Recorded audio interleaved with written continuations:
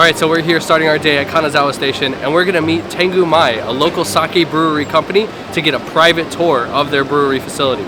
Tengumai is a family-owned sake brewery that has been in operation for over 200 years. Tengumai is located at the foothills of Mount Haku in Ishikawa Prefecture, just 2 hours away from the epicenter of the recent earthquake that destroyed northern Ishikawa Prefecture. First, we're going to stop at Kanazawa University, and we're going to get a lecture from one of the leading experts in sake brewery.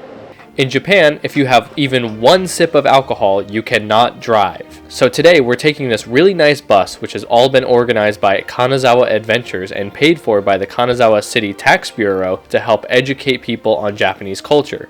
And we have Kazu-san, our super awesome tour guide who was able to answer all of our questions today. After a short drive, we finally arrived at the campus. Alright, we're at Kanazawa Prefectural University and we're going to see a lecture from a professor about sake brewery. We were fortunate enough to get a presentation from Professor Kumagai, who is a Nobel Prize-winning bioscientist who literally has hundreds of scientific publications related to sake brewing and biochemistry.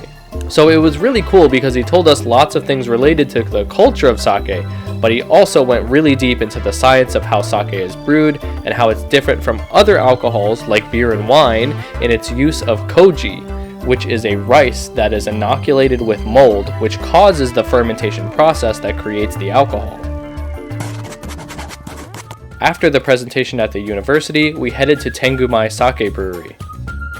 This brewery has been in operation since 1823 in the Edo period.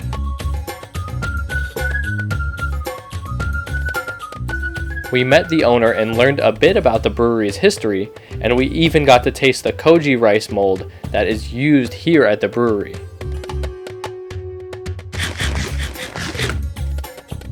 Before seeing the brewery process for ourselves, we had to cover our shoes and our hair and make sure we weren't wearing any scented cosmetics.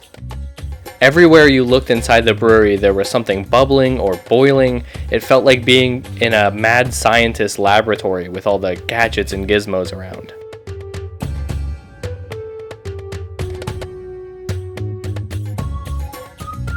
First, we looked at some of the koji we just tried, and this moldy rice will actually be used in the next fermentation process.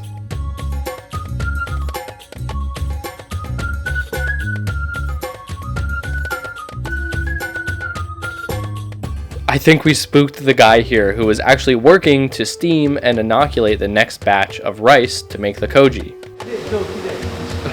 It was like surprised and everything.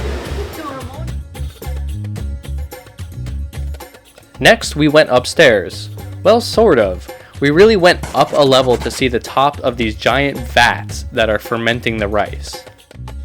Alright, so in this room they actually ferment the sake.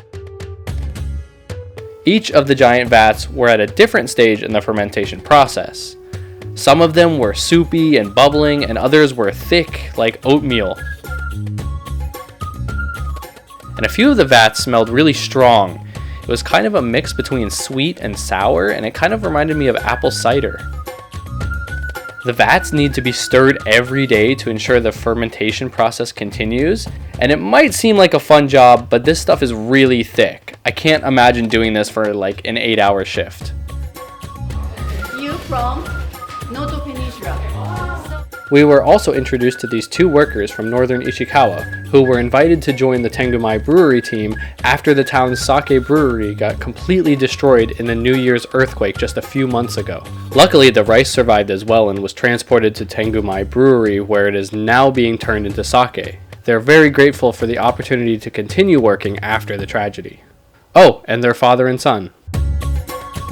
After the fermentation process, the sake gets pumped down to this room where it passes through a huge filter. The sake is almost done, but at this point it has a greenish hue due to all the minerals and vitamins in the alcohol. It kind of looks like green tea. Finally, we were shown the original building inside the sake brewery, which still housed the original sake barrels and a huge wooden filter that is used to squeeze out the liquid by placing heavy blocks on top. Of course, we couldn't leave the brewery without trying some sake. So we were taken to this beautiful room where the owner gave us the history behind 3 of his sakes and how they're made here at the brewery. I've had a lot of sakes, but these ones were exceptionally smooth. My favorite had the strongest flavor and was actually a recipe formed by the owner's father when he ran the brewery. Tengumai also recently came out with a new line of sake called Tsunagu Ishikawa. Tsunagu means to connect, and it's meant to support the victims of the Noto earthquake by donating part of the profits from each bottle sold to the recovery efforts. As fun as the sake brewery tour was, what I took away most was how the Japanese truly care about their fellow people. We're often so divided and concerned with our own issues